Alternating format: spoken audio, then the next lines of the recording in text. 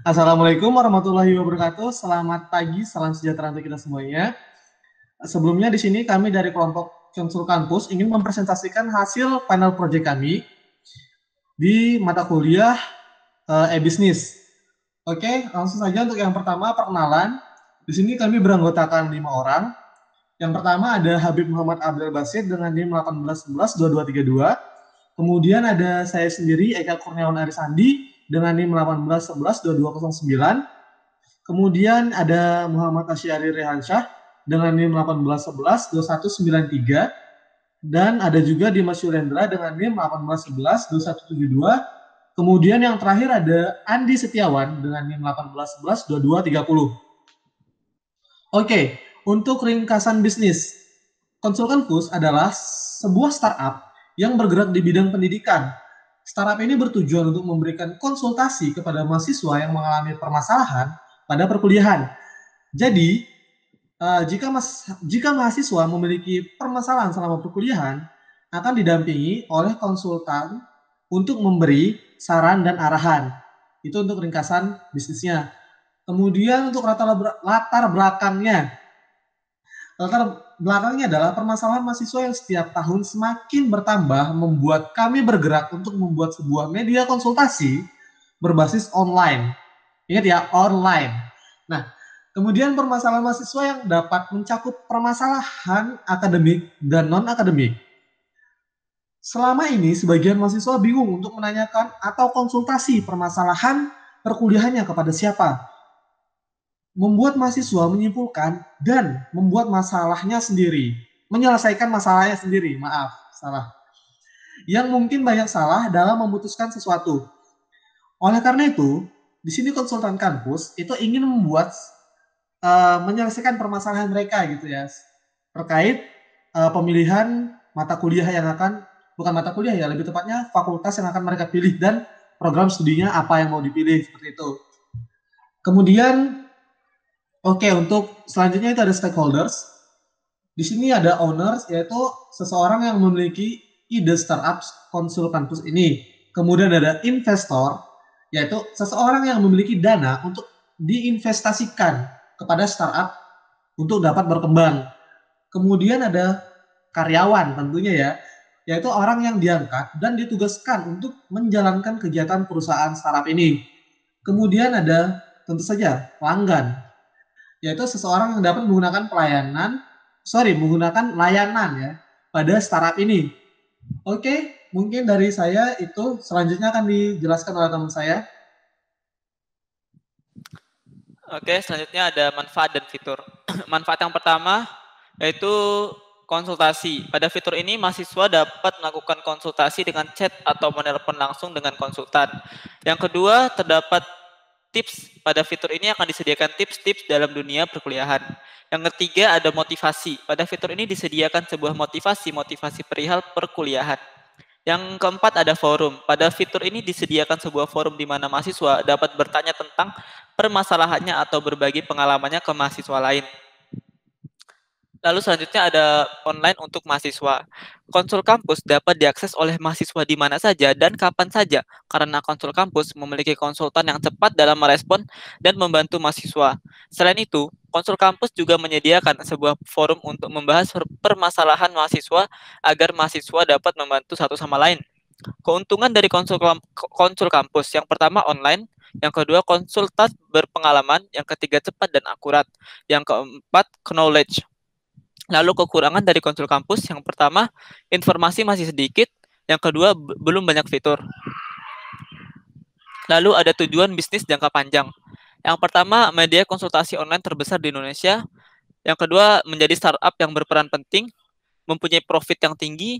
Lalu ada 4, tujuannya untuk berkembangnya konsul kampus. Yang kelima, startup ternama di Indonesia. Next. Lalu ada tujuan untuk 5 tahun ke depan.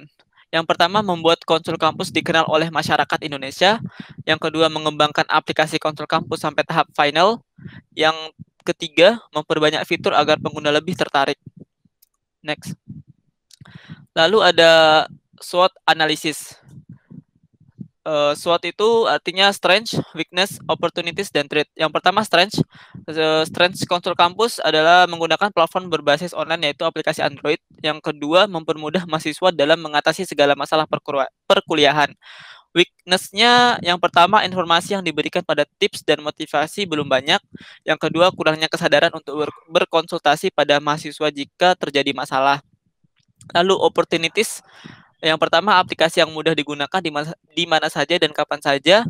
Yang kedua, semakin banyak mahasiswa yang mulai sadar akan pentingnya konsultasi. Lalu yang terakhir ada threats, yang terdapat aplikasi lama yang menambah fitur yang sama dengan konsul kampus. Mungkin hanya itu saja, selanjutnya akan dijelaskan oleh teman saya. Baik, untuk selanjutnya itu target pasarnya itu pertama ada mahasiswa, yang kedua itu ada kaum milenial, yang ketiga ada dosen. Next. Nah, tren pasar. Partner ekonomi beberapa masyarakat milenial Indonesia mungkin belum semuanya mendukung untuk mengeluarkan uang demi layanan konsultasi offline yang terbilang cukup mahal. Mengembangkan aplikasi ini dan akan mencoba bekerja sama langsung dengan stakeholder terkait. Berkembangnya teknologi yang membuat layanan seperti Halodoc dan Godot semakin ramai. Di masa yang akan datang, masyarakat akan semakin sadar dengan banyaknya layanan online yang bisa mereka manfaatkan seperti Godot dan lain-lain. Keunggulan kompetitif yang pertama itu ada kemudahan dalam mengakses layanan online. Yang kedua itu memberikan keuntungan ekonomis dengan konsultasi secara online. Yang ketiga itu ada menawarkan sistem konsultasi online sistem yang sangat sederhana akan tetapi sangat membantu klien dalam memilih kampus dan jurusan. Yang keempat itu ada menggunakan platform smartphone sehingga bisa diakses kapanpun dimanapun. Strategi pemasaran dan penjualan, yaitu ada dua ya. Yang pertama iklan dapat melalui media sosial seperti Instagram, Facebook, dan sebagainya. Yang kedua itu ada langsung, mempromosikan produk secara langsung di kampus-kampus, mall, kafe, maupun sekolah. Next. Sumber pendapatan, yaitu ada 3. Yang pertama produk, kedua investor, yang ketiga layanan. Ya, selanjutnya dilanjutkan teman saya. Selanjutnya struktur organisasi. Dari struktur organisasi ada CEO, ada CTO 1 dan 2, CFO dan CMO, kemudian karyawan. Terus untuk operasional, tempat berkumpul, kami lebih sering bertemu di kos atau kontrakan salah satu anggota. Peralatan laptop, smartphone, fasilitas produksi, laptop, jaringan internet, smartphone, infrastruktur, laptop, jaringan internet, smartphone, fasilitas komunikasi, sosial media, pemasok. Karena bisnis kami berupa layanan aplikasi, maka kami membutuhkan beberapa aset dan beberapa template sebagai aset untuk pembuatan UI. Ini untuk diagram ITIA sistem. Dari pertama mahasiswa melakukan pendaftaran dan konsultasi yang akan diterima oleh staf dan disimpan, dan staf akan mengirimkan datanya kepada konsultan nantinya. Kemudian finansial akan menyimpan pendapatan dan laporan keuangan. Konsultan mendapatkan data mahasiswa, kemudian akan berkonsultasi terhadap permasalahan mahasiswa. Kemudian proyeksi keuangan, fixed cost. Pembuatan aplikasi sebesar 12 juta rupiah. Terus pembuatan database yaitu 8 juta rupiah. Cost iklan online yaitu 2 juta rupiah. Dan promosi langsung yaitu sebesar 5 juta rupiah. Untuk aktivitas terlaksana, pada bulan pertama, kita melakukan pembentukan tim, melakukan penyesuaian ide, dan pencarian data kepada mahasiswa.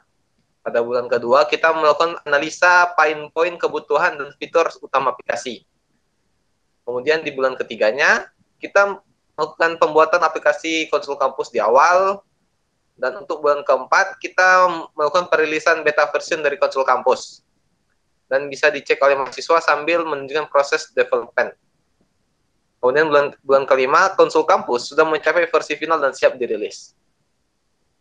Untuk selanjutnya akan dibacakan oleh teman saya. Mohon silakan. Oke, cek. Oke, yang selanjutnya itu ada hasil. Yang pertama itu startup ini belum memiliki pendapatan karena masih bersifat rancangan. Yang kedua, beberapa rancangan startup sudah mengalami revisi karena menyesuaikan target pasar. Dan yang ketiga itu kami juga telah menanyakan kepada beberapa mahasiswa bahwa aplikasi semacam ini sangat dibutuhkan oleh mahasiswa karena sangat membantu.